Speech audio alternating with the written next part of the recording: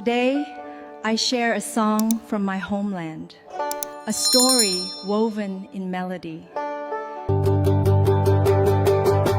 گلی صد برگ تابستانم ای یار، فرار از ملک مالستانم ای یار، فرار از ملک مالستانم ای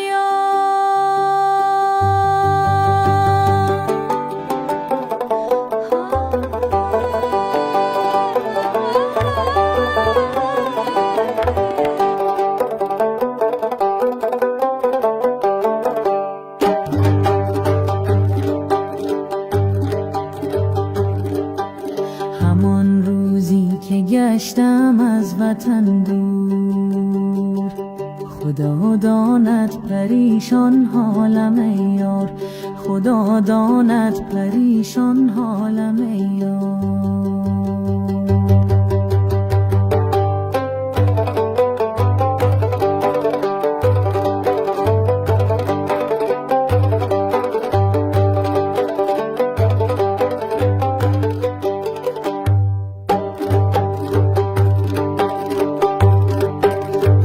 خدایا کشکی کوتل شیر موشودی، که کوتل راهی مسافر موشودی، که کوتل راهی مسافر موشودی.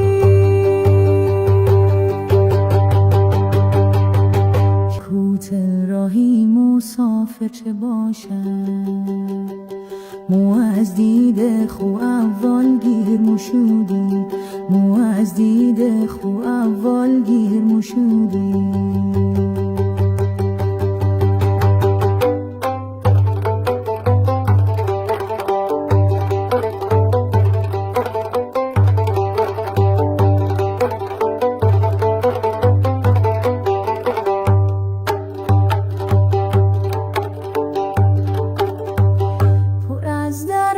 پر از دردم خدایا، خزان و خسته و سردم خدایا، خزان و خسته و سردم خدایا. دلم دریای خون از خایقی دید، که سوی خانه برگردم خدایا، که سوی خانه برگردم خدایا، که سوی خانه برگردم خدایا.